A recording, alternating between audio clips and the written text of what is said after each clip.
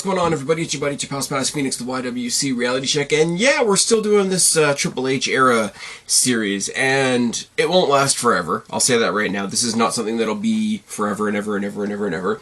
But off the top, people saying that, calling it the Triple H era is just, weird and exaggerative, if that's even a word, or, melodramatic, or you're trying to put a title on something that doesn't really exist. Well, everything we've known up until this point has been the Vince era.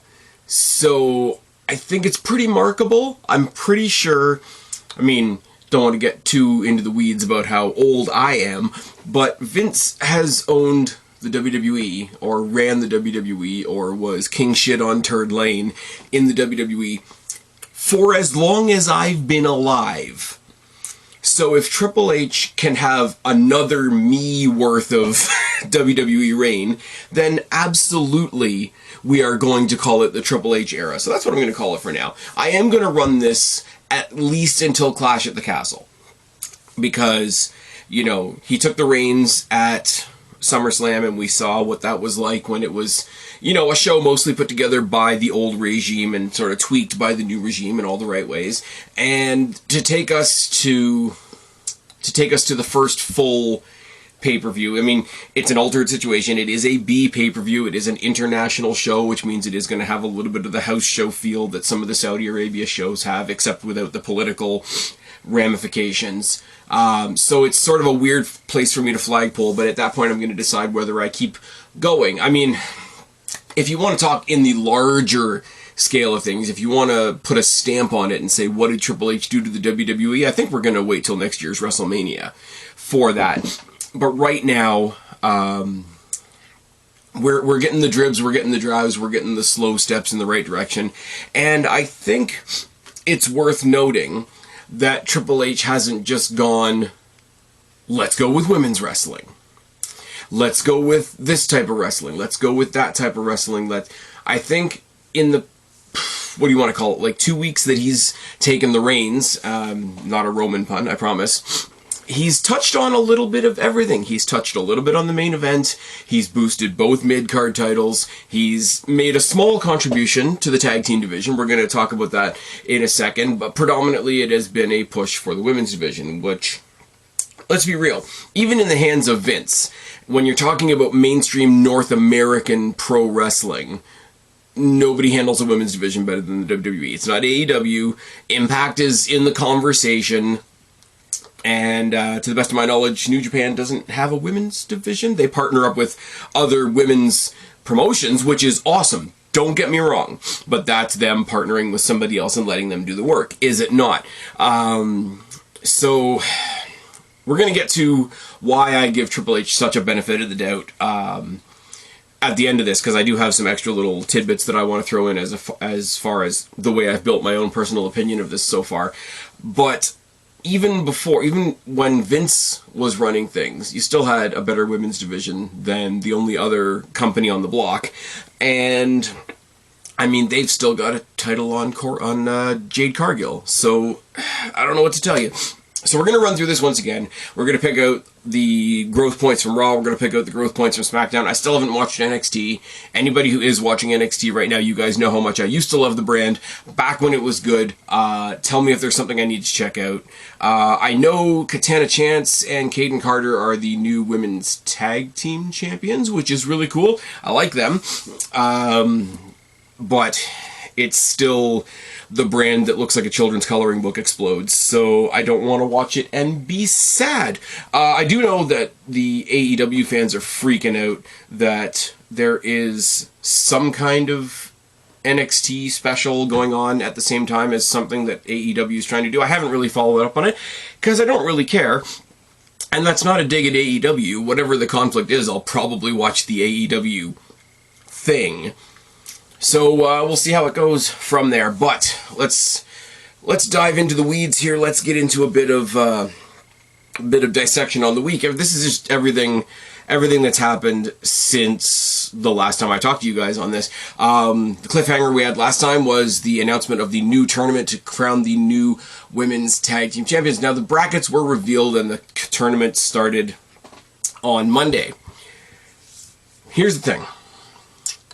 You guys know how I feel about Sasha Banks and Naomi. Mostly Sasha Banks. Naomi's just along for the ride. She has an inbuilt set amount of sympathy from me for that. She was definitely guilt-tripped into this by Sasha Banks, and you guys well know what I think about Sasha Banks at this period in time. They're not in this bracket, which both makes me happy and very sad. The new tag team champions, I believe, are going to be crowned at Clash at the Castle, which is awesome, which is a cool... It's an international show. It's going to be a completely different feel. It's going to be... WWE can do an international show that doesn't have the political overhang of being in Saudi Arabia. It's a midday show for us. Everything's going to feel different. Everything's going to feel huge because it's in a stadium. So yeah, it makes logical sense to crown new champions at that event. I'm really, really worried that this bracket isn't going to matter because they're going to see it as doing the CM Punk thing, crowning John Cena as the new champion, and then CM Punk comes back and says, no, I'm the real champion. Now, that was a story thing, and it worked because everybody gave a shit about John Cena in one direction. Everybody gave a shit about CM Punk in a very different direction. Now, CM Punk currently has taken some really weird stances that I don't agree with, but the quality of his work still stands. What's happened in this case is these two took a powder because life wasn't going their way. And I guarantee you what's going to happen at Clash at the Castle is they're going to let these 8 women, 16 women bust their butts making this tournament actually try to be something. And they're going to come in at the end and be like, oh, but those are ours, though, even though we threw them on Johnny Ace's desk like impudent little children. And that's going to be sad because, as I say, you got 8 teams, you got 16 women here that are actually going to try and make this tournament into something, and it's all going to be flushed down the toilet almost immediately. And if that happens, as I said, we're still in the wait and see version, or we're still in the wait and see stage of the Triple H era. That will be the first huge negative stumbling block, because what you've done is you've basically kicked 16 people to the curb for the sake of 2, and for the sake of 2 that don't deserve it, and once again we are rewarding bad behavior. But putting that aside, putting that concern aside, because that's for another day, right now we have the brackets as they are. We have Tamina and Dana Brooke, which is an okay team. I love the fact as well, WWE on social media didn't try to pretend that these were all solid teams. They said, you know what, with the announcement of the new tournament from, I think it was Adam Pearce that actually announced it, we are in the process now of forming teams to compete in this tournament. So they didn't try to pretend. They didn't try to make you think that, you know, this thing, that thing, oh, you should believe that these guys have been a team forever, because that's just not the case. But you know what? Here's the thing. Every team, unless you get stuff like the Usos, who have been brothers since they were born, and the Hardys, who were brothers since they were born, every tag team you've ever seen is 2 guys that have said, I mean, ladies as well, but in farther back you go in history, it's mostly guys, that have gotten together and said, hey, why don't we be a team? So why not give these teams a chance? It's a very new thing. They're all very thrown together teams right now. But why not get in on the ground floor of that? Why not get on the ground floor like we did? I always use this as the example when they made the Bar. Sheamus and Cesaro. Claudio Castagnoli now kicking ass over in ROH as their current champion. Good for him. But they kicked the crap out of each other for a while until Mick Foley said, hey, why don't you guys be a team? And everybody's like, oh, well, that doesn't make any sense. And then they became a really fun team. So, A, I don't mind that they're throwing together tag teams, but B, on the other side of the coin, to appease the social media people, let's just say, I like the fact that WWE came out at the forefront and said, yeah, these are thrown together teams. That's cool. That's fine. I hate to tell you, but Sasha Banks and Naomi was a thrown-together team. Sasha Banks and Bayley were a thrown-together team. The only team that wasn't a thrown-together team was the Iconics, and you guys all threw shit at them. So let's go.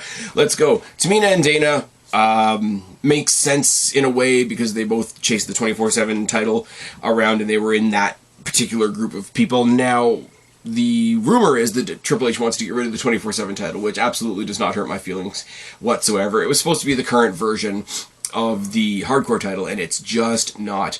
Obviously, Dakota Kai and Io Sky from Bayley's little group, who I think are being called Control. They haven't officially said that yet, but that seems to be the narrative that's going around. I really like that, because every time they put hashtag Control over there, EC3 or Adam Shear or somebody else quote tweets it and says your narrative, which just makes me smile because it pisses off all the right people.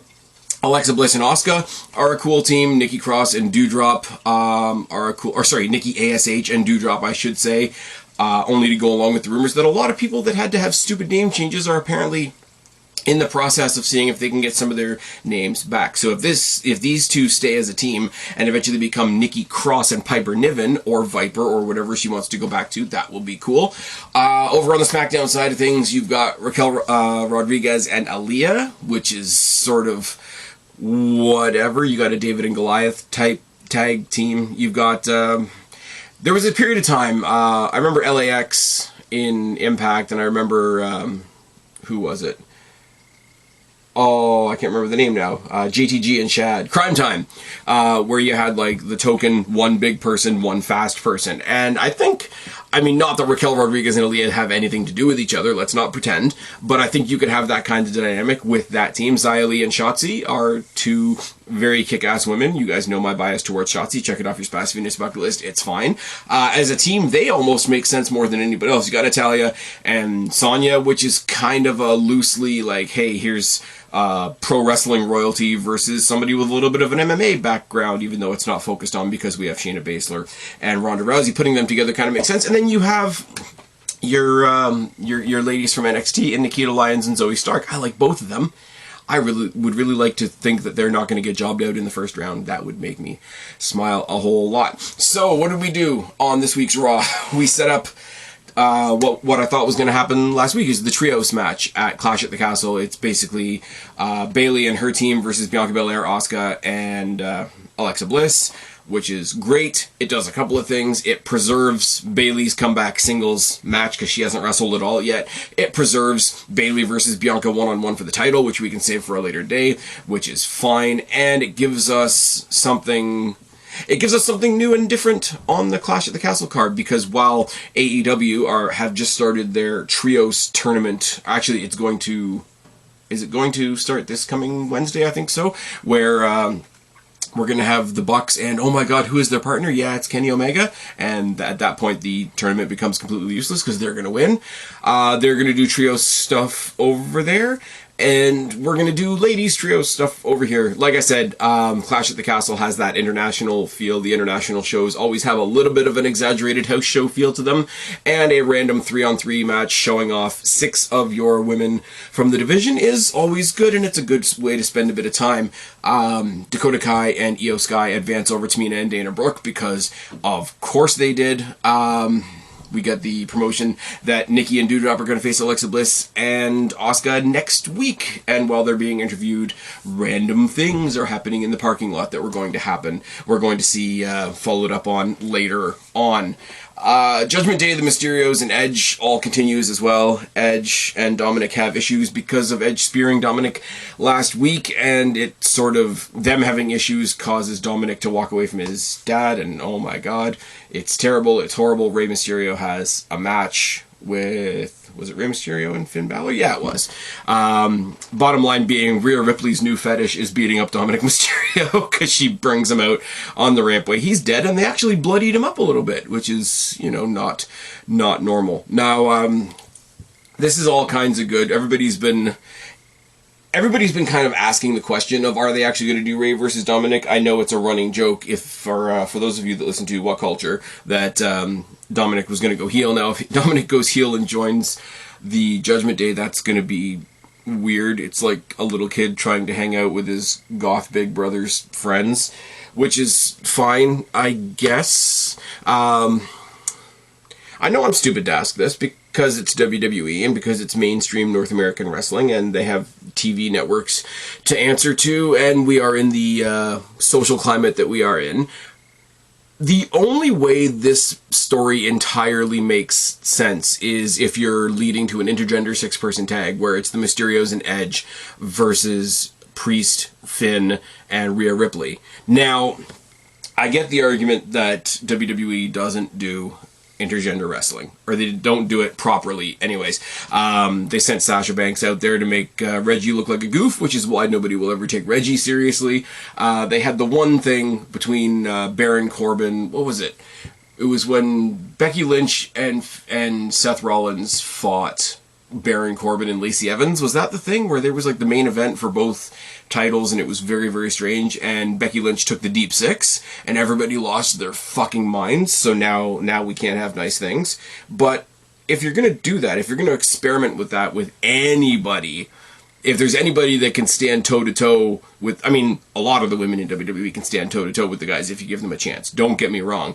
But fucking Rhea Ripley has been, like I said, like I'm trying to say this without sounding like too much of an asshole, like her new kink is beating up the Mysterios. You have to pay that off somehow. You just do. I don't think it's going to happen. I'm sort of putting it out there in the universe for a lot of reasons. A, because I think the match would generally kick ass, and B, because I would love to see appropriately, and you have to be, yes, it's a political football, you have to be careful how you do it, and everybody has to be consenting and comfortable, and all those things have to be in place. But you could do it.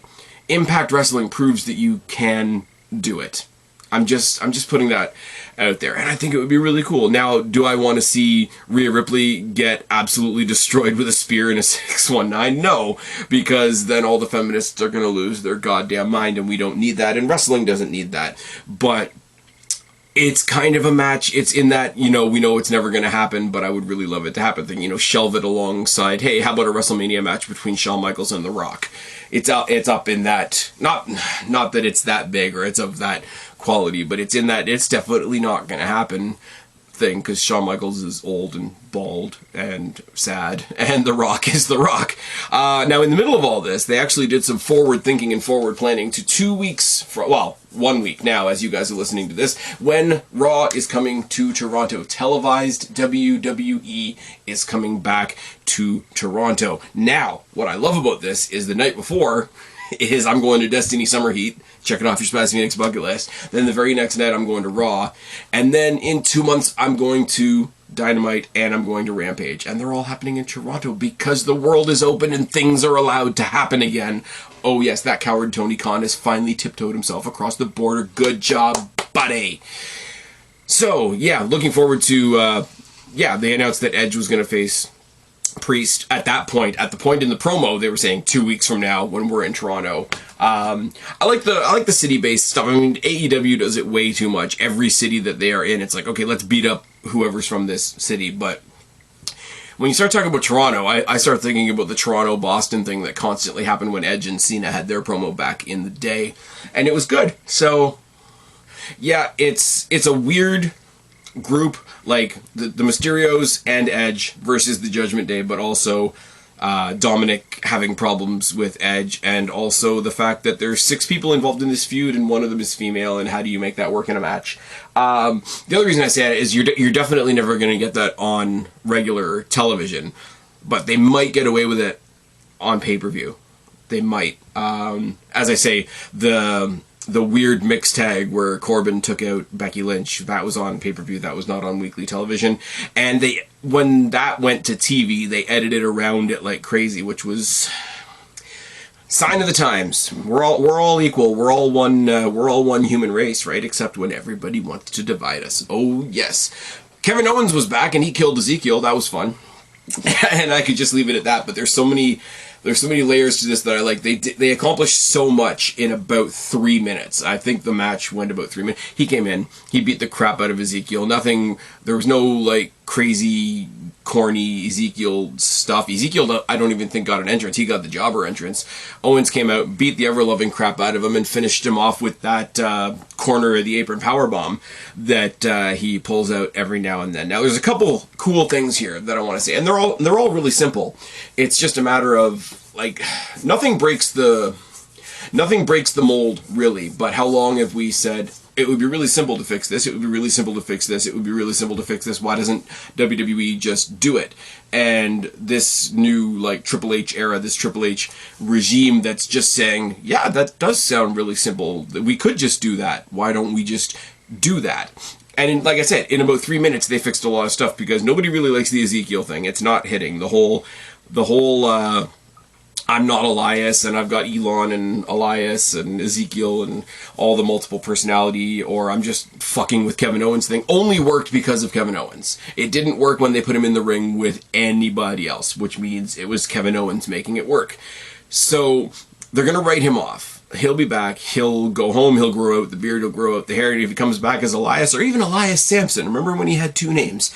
That'll be just fine, because right before he disappeared, the Elias thing was actually relatively popular. I mean, not going for any titles anytime soon, but he definitely had his place on the card, which is good. Also, it showed us a very much more serious Kevin Owens, who wasn't going to be this guy that was driven crazy by these stupid mind games, which is a step in the right direction. And then to mimic his debut, where he had his debut at the beginning of TakeOver, and then at the end of the night, he apron powerbombed Sami Zayn.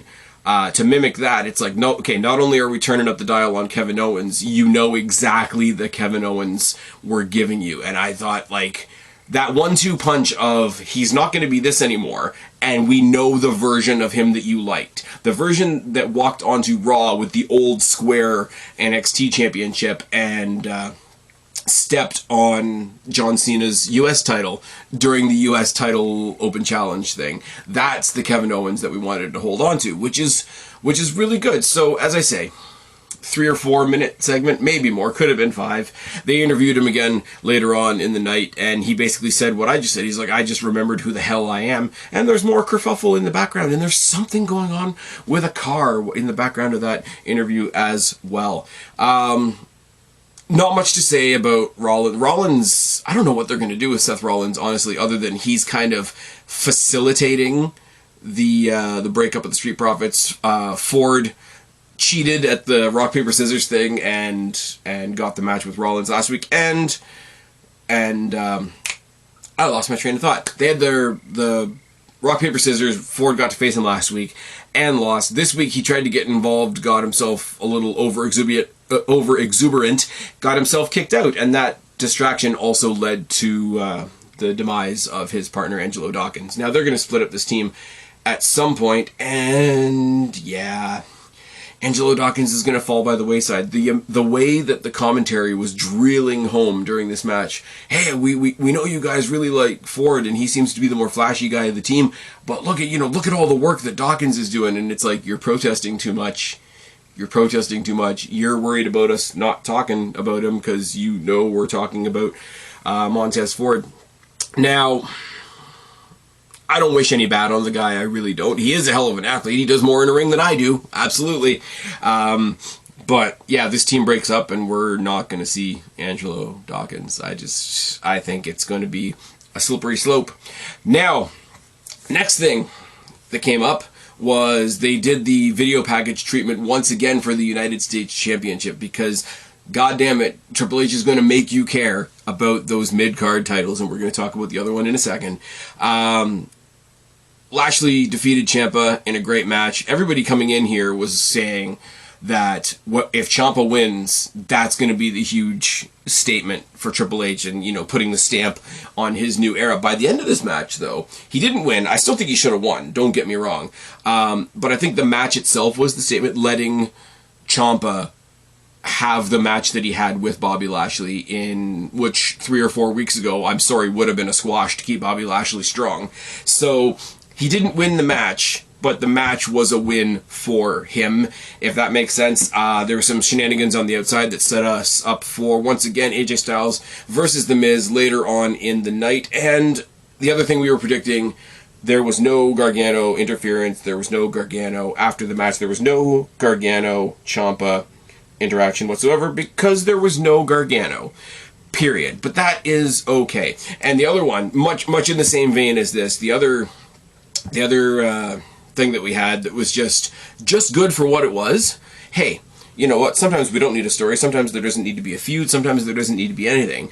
Sometimes you just need to let the wrestlers wrestle, and you need to let the good wrestlers wrestle, and you need to let the grapplers grapple. And God damn it, if you thought I was going to give a shit about these guys, and these guys were going to be one of the highlights of the show at the beginning of the night, I would have called you a liar. But out of nowhere, with no preamble and no real reason to happen, we got Dolph Ziggler versus Chad Gable, and they were given like 11 minutes to go out there and just have a fucking awesome wrestling match. And that's all I didn't even write down who won, because kind of like the Lashley Ciampa thing, it's not, the winner doesn't matter as much as the match happening. And I really hope you guys get what I mean by that, because yes, wins and losses do matter. Okay, AEW fans, calm down. But it matters more that Gable, who's mostly seen as a comedy guy, mostly seen as a tag team guy, got to go out there on his own and do his talking in the ring, as they say, and Ziggler had a chance once again to come out there and just remind you how good he actually is when you let him be good. Now, with the returns, with the rampant returns and the rampant, hey, let's get these people back to exactly what you guys want them to be trend that's currently going on in WWE right now, got me thinking. You know, Gable just fought Ziggler in a great match. Gable has a tag team partner in Otis.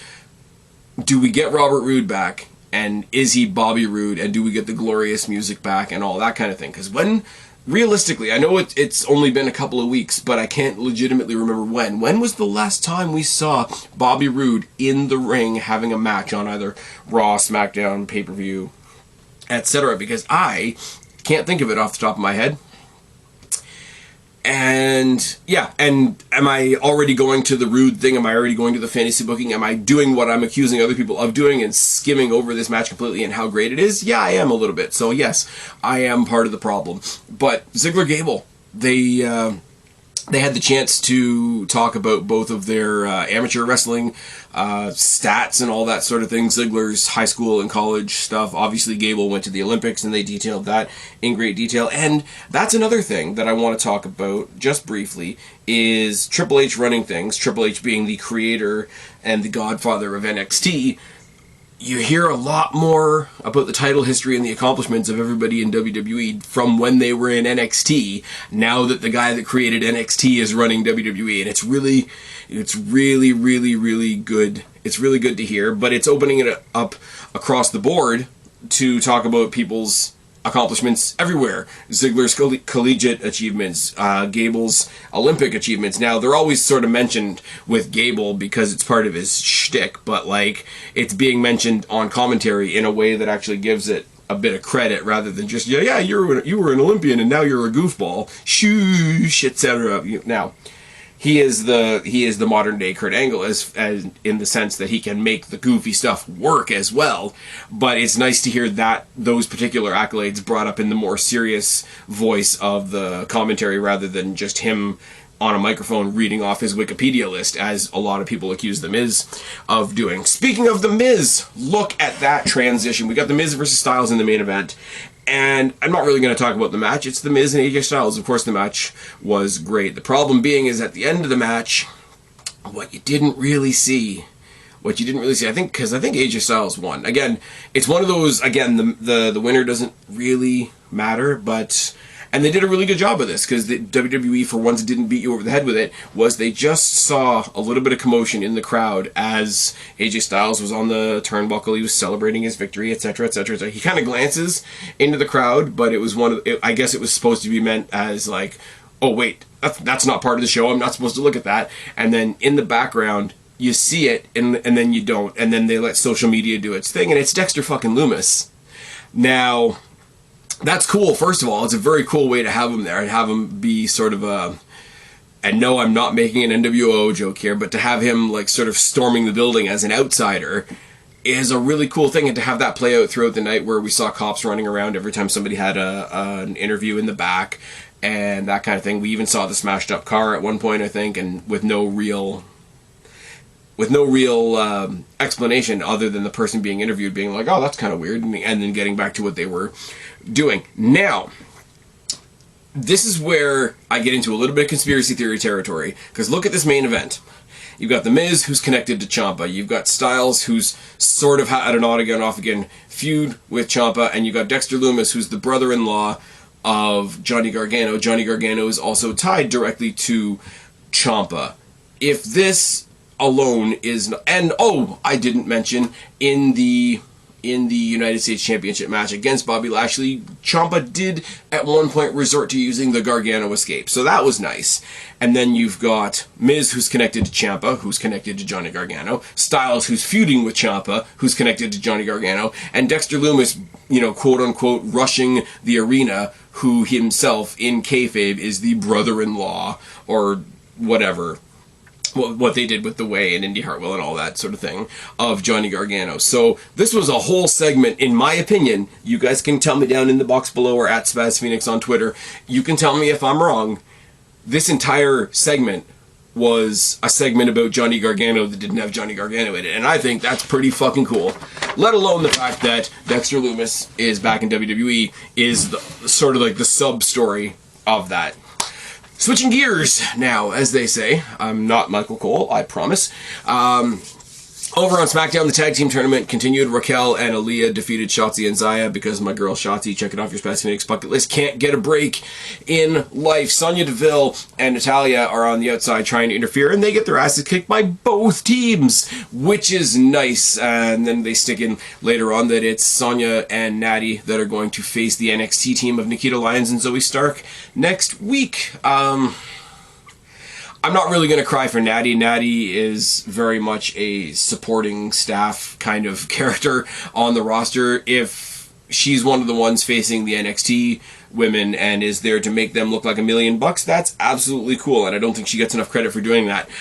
I really don't want Sonya Deville in that position, though, because Sonya Deville has not really had her moment in the sun ever.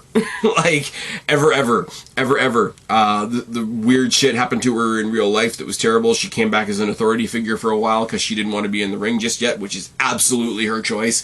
But since she's become an active competitor again, they haven't done anything with her. Like, the last thing they did with her as an authority figure character was label her as a racist twice in attempts to get Naomi and Bianca Belair over, which is super unfortunate. So this really does make sense. This is what we're getting this coming Friday, 5 days from now, if you're listening to this on the day that it drops.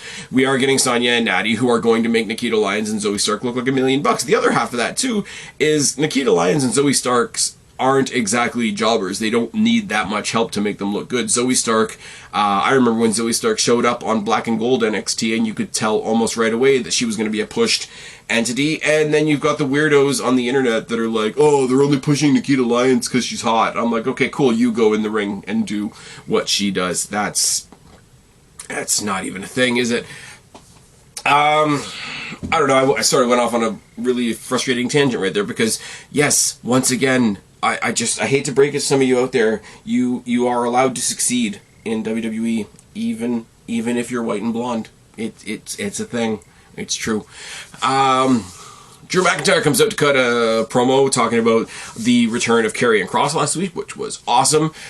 Scarlett, I keep wanting to say Scarlett Bordeaux, but she's not Scarlett Bordeaux in WWE. She's just Scarlett. Scarlett comes down the ramp, does the entrance to fuck with them, and they gets attacked by the Usos instead. Karrion Kross does not get involved in the fray, although he did cut a pretty, Karrion Kross TikTok, everybody pays the toll type promo before Drew McIntyre went out, which was cool. Scarlett fucked with Drew, and the Usos used that distraction to attack him. Now, this is kind of cool because it kind of mirrors what happened last week when Drew came out to fuck with Roman and Karrion Kross took advantage. So now these two are going to fight, and Roman Reigns is probably going to make the attack next week or whatever. So we have sort of like this three-way searching for the upper hand between these three guys, and one of those three ways is actually the Usos representing Roman Reigns because he's not always there, which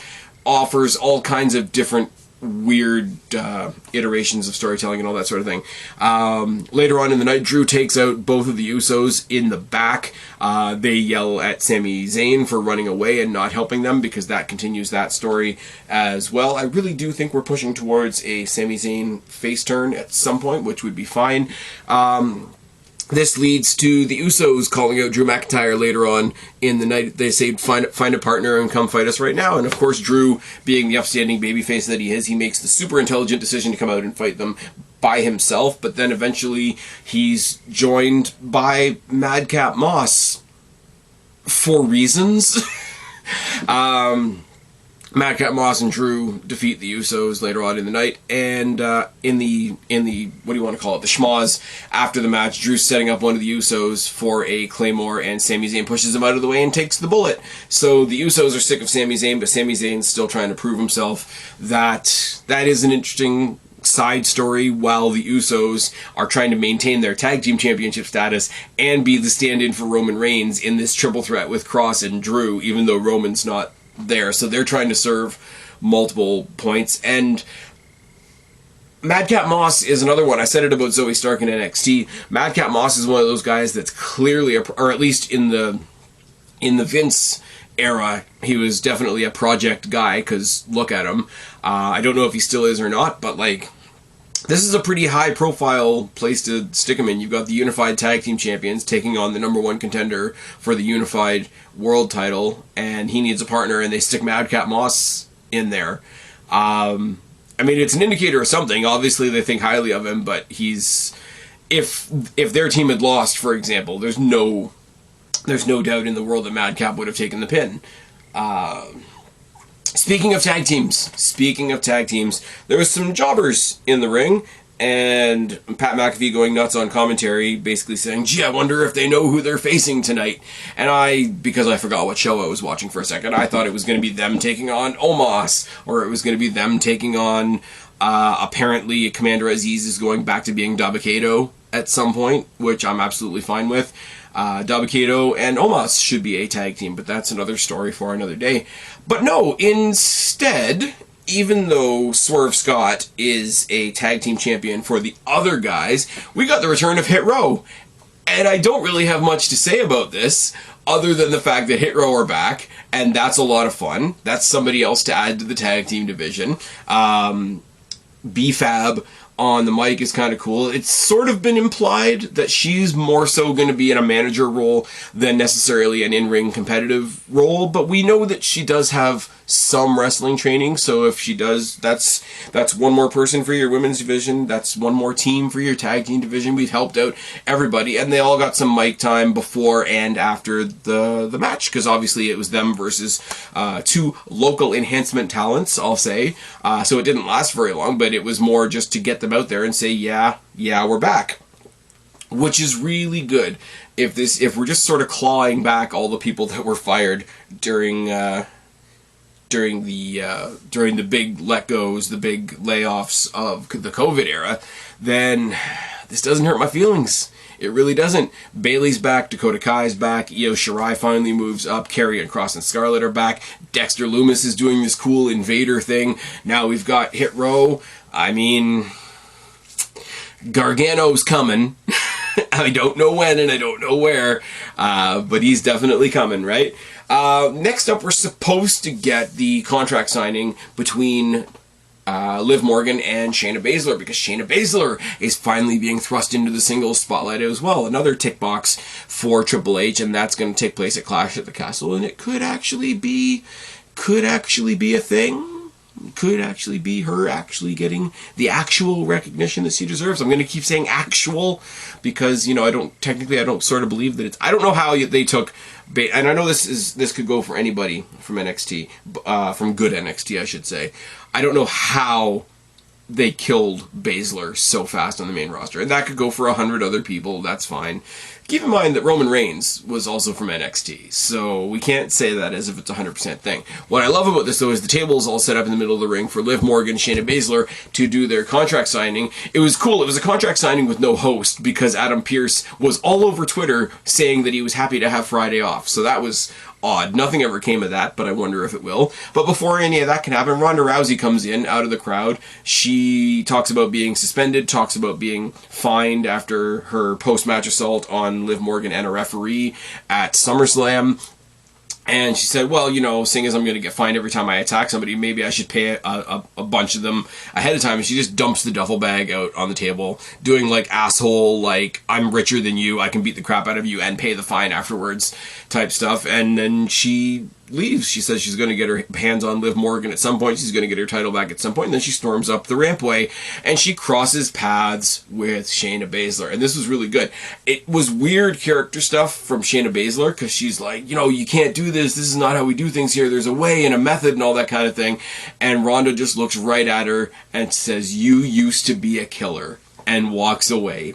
So, not a chance that this is a coincidence. At some point, we are getting Shayna Baszler versus Ronda Rousey. Now, whether that's going to be for a title or not, I don't even really care. I really don't. I want to see that match regardless. If this is a match, if you're setting up a pay-per-view later on down the line and these two are going to fight and Liv Morgan is going to be over here defending her title in another match, that's 2 spots on your card already filled, because Baszler versus Rousey doesn't necessarily need a title to sell it, does it? So that's cool. So Ronda Rousey fucks off. Actually, Baszler cut a decent promo, and Liv Morgan sort of cuts an awkward promo about her being bootleg Ronda Rousey and I beat the real person twice already. She attacks Liv Morgan's arm because Liv Morgan's arm is still in the, not a cast, but like that weird animatronic looking thing. But even though her arm is already in a metal sling, and she gets it stomped because Baszler does the Baszler stomp, which I miss from NXT, she still manages to reverse everything and turn it into a bulldog and stand tall at the end of the evening. So now we've got Baszler and Liv to look forward to a Clash at the Castle, which is going to be good. Baszler is really, really, really good when she's fighting a pure Snow White underdog, which is what Liv Morgan is. She is, like, does anybody think that her going in not 100% with an injured limb against somebody like Shayna Baszler isn't the underdog? So we've got that to look forward to. We've set the seeds for Baszler versus Rousey, which on its own as a spectacle will be awesome. But I can't help but look forward. They are fixing Ronda Rousey on SmackDown, and she could be the champion. We are on Raw. We are giving a pretty prominent, although not quite a title spot, to Rhea Ripley. As I just said, she's with the Judgment Day. She's interacting with the Mysterios and Edge and all these things, and she's seen in a very high, prominent position. And if she gets another title shot, that could be interesting. Which takes us to Survivor Series, and I know people hate the brand versus brand stuff, but could we be setting up a Survivor Series where we get Baszler versus Ripley, where we get the match that main evented the episode of NXT, what was it, December 18th, a couple of years ago, when Cole and Balor was on the beginning of the card, and these two ladies were on the end of the card, and that was the night that NXT beat Dynamite.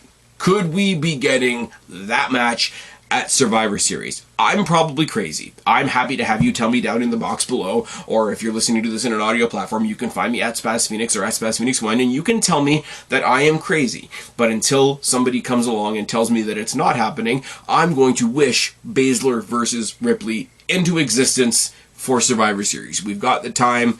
Triple H is definitely working on fixing these two specifically. It can definitely happen. Now, the main event was for the Intercontinental Championship, and it was Shinsuke Nakamura versus Gunther. They did a lot. I mean, Gunther retained. It is what it is. Shinsuke Nakamura versus Gunther got a lot of time. It was a great match. It was as Walter as Gunther has been since he became Gunther, and it was Shinsuke, as we've all said before, sometimes he's a little bit more relaxed. It was Shinsuke giving a shit, which was really, really nice. But before that, we had a backstage promo with Ricochet, who reminds us that he still definitely wants his Intercontinental Championship back, and he gets attacked by Baron Corbin. So now we've got Ricochet who wants the title, which makes the title important. We've got Ricochet feuding with Corbin because Corbin's trying to keep him from the Intercontinental Championship, which makes the championship important. We've got Shinsuke Nakamura, who has a great fan base. We've got Gunther/Walter, who has a very different but equally strong fan base in certain circles. We have a fantastic main event, and the Intercontinental Championship got the same video package highlight treatment that the US title did on Raw, which is fucking brilliant. Gunther retained. I don't think they're going to have him lose it just yet. But again, it is another one of those situations like Ciampa on Raw. There we go. Where, you know, the Triple H, we all thought the Triple H stamp was going to be Shinsuke Nakamura picking up that championship again, and the Triple H stamp instead was just how great this match was and how much focus this match was and how much importance got put on that title. It's the behind the scenes building block stuff, not exactly the results on the night that are being focused on, and I think that's really, really, really cool. Now, That's Raw and SmackDown. Like I said, I don't watch NXT that much. But I do want to announce the thing in general to the naysayers out there. Oh, how can you put so much faith in Triple H? He's just Vince's son-in-law. It's just going to be Vince 2.0. And I'm like, I could understand that if we didn't already know what Triple H can do. Triple H created the Black and Gold NXT. And for as much as, he's Triple H's son-in-law, but Black and Gold NXT at its height was like the polar opposite of everything WWE was doing. It was the creation of TakeOver as a brand. It was the phenomenon of people walking out of a WWE pay-per-view saying, well, that was cool, but man, TakeOver last night was a lot better. It was him going up against against Vince McMahon's hiring standards or the stereotype of Vince McMahon's hiring standards of, oh, he just hires, Ken dolls and Barbie dolls, and he just hires action figures, and he doesn't hire, like, there's no diversity, and there's no indie talent, and there's no, this body type or that background or this gender or that whatever, right? Which isn't exactly true. Let's be real. If Vince only pushed jacked dudes, you wouldn't have champions like Bret Hart, Shawn Michaels, Rey Mysterio, AJ Styles, etc., etc., etc. So NXT is the easy answer for why do I have so much faith in Triple H. But let's look at what Triple H created even before, or not even before, but even outside of NXT. What were the things that we all like tournaments, so let's be real, and like a tournament's always going to be a winning proclamation, but he gave us the Cruiserweight Classic, and he gave us 2 Mae Young Classics. So if you want to talk about, oh, he's just going to be exactly like Vince, and he's just going to, put all the booking behind a bunch of jack dudes and a bunch of Barbie dolls, okay. So before even touching on everything that NXT has given us, just looking at the Cruiserweight Classic and the Mae Young Classic, gave us Tozawa, gave us Cedric Alexander, gave us Fabian Eichner, gave us Gentleman Jack Gallagher. I don't care. Good wrestler. Shut the fuck up. Gave us Johnny Gargano, which is a talking point up until this day. Give us some guy named Kota Ibushi. Wonder what he's doing now. Lince Dorado, Mustafa Ali, Rich Swann, who's killing it right now in Impact. TJP, who was the first Cruiserweight Championship holder of the modern era. I hope they bring that back after solidifying it on bad NXT, but that's besides the point. He went over to Impact and killed it for a bit, and I'm not quite sure what he's doing now. Gave us Ciampa, who's currently killing it on the main roster, and hopefully going to come back and do some Gargano type stuff. Gave us Tony Nese, who's killing it over in AEW. Gave us Bianca Belair, who, how's she doing right now? Remind me, who's the current Raw Women's Champion? Gave us Candice LeRae as a package deal with Johnny Gargano, let's be real. Gave us Dakota Kai, who was a huge return just this past SummerSlam a couple weeks ago.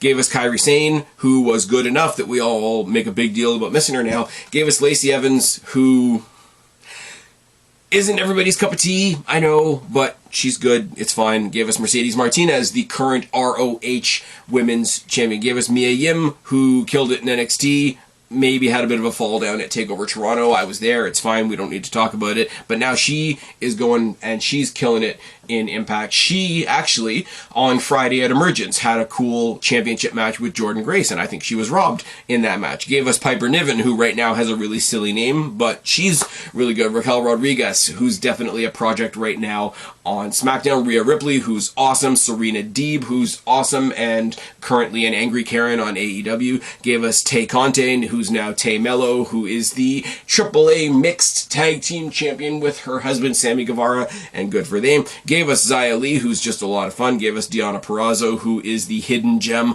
of Impact Wrestling. Gave us Io Shirai, who just came up on SummerSlam to be part of this new faction with Bayley. Gave us Ela Dawn, who is, because I don't watch NXT UK, but apparently she's coming to the main roster soon.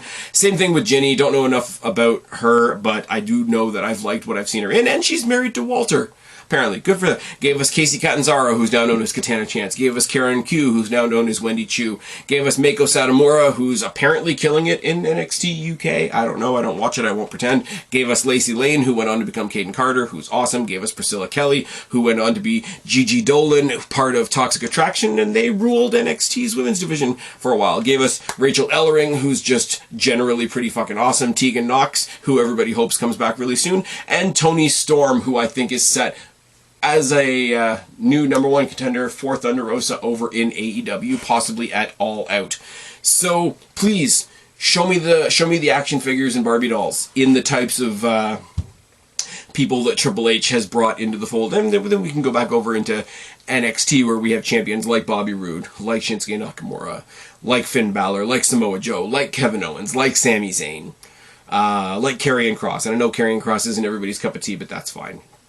And no, to sort of round out this point, no, it's not all happening in a day, because there are realities, there are other things in place that Triple H still does have to play with. I'm sure, given the choice, he wouldn't want to be involved in the mess that is the Saudi Arabia deal.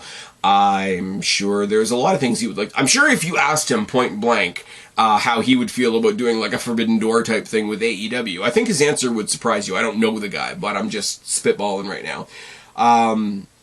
But the other thing is, too, is he took the reins, and I think a lot of the naysayers out there were like, oh, WWE should go from black to white in a day.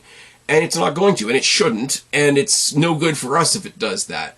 I always use the example of, don't give, even if you really, really, really like a wrestler, like a brand new wrestler, don't give them the title too soon, because then you don't go on a journey with them. You don't, win when they win, lose when they lose, struggle when they struggle, and then celebrate at the end. My example is obviously going to be Jeff Hardy.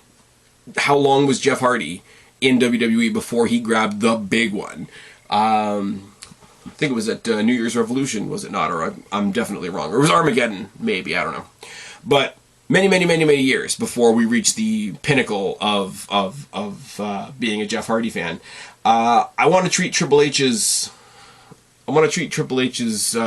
changes to WWE kind of in the same way, so that, if I wake up tomorrow and WWE is completely changed and we're all starting from scratch, yeah, that would be one way to do it.